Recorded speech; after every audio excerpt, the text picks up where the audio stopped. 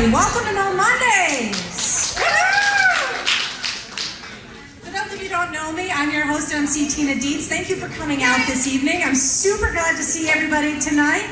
In the middle of this divorce, he calls me as I'm driving down the street, and I remember exactly where I was at that moment. And a call comes from him and says, I'm going to call the mortgage company and make sure the mortgage is pulled from you so you're not approved for the mortgage.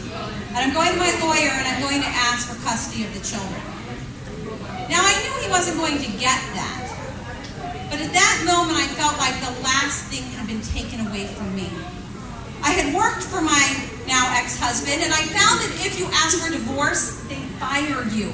So at that point I had lost my home. I had lost my job. I had lost my financial well-being.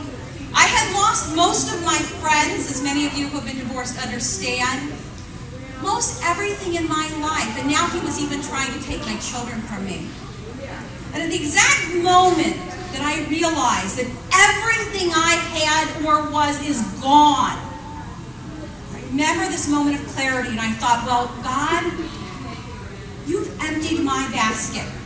And I envisioned a basket next to me.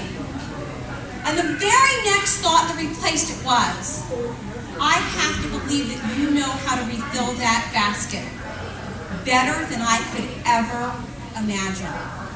So when I was a teenager, I was always at my friend's house. I joined everything that I could join. I was in the debate team. I was in the musical, soccer. I was a member of the Boys and Girls Club. I joined church groups, and I spent probably 3 nights a week at Tina's house because I needed to change my environment, and I always had to be ready to go.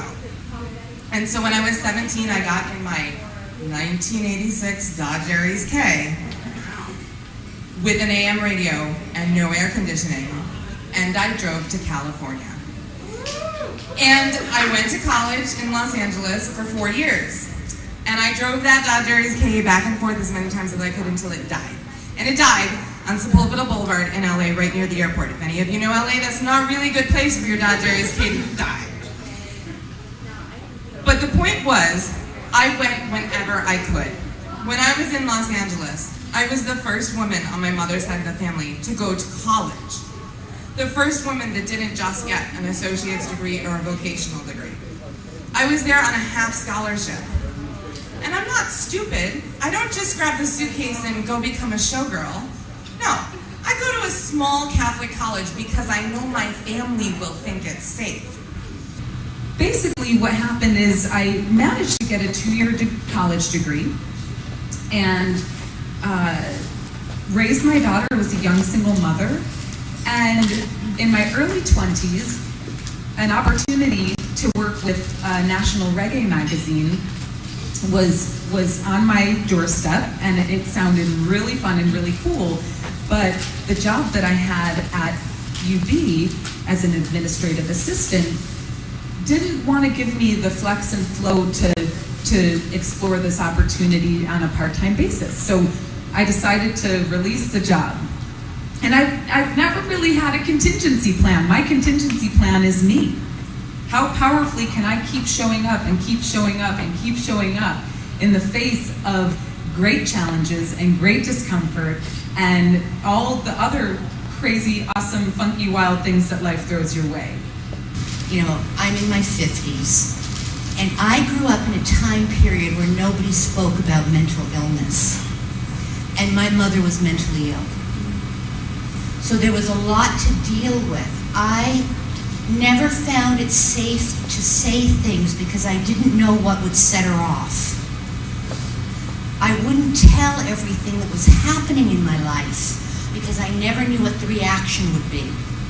So I became very quiet, very withdrawn, and very secretive. And those are 3 traits of someone who would be great to have a relationship with.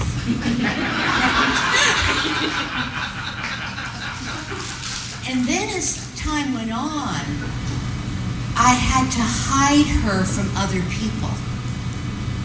I couldn't bring my friends over to the house because you never knew what she would say or what she would do. So I learned to live a very compartmentalized life.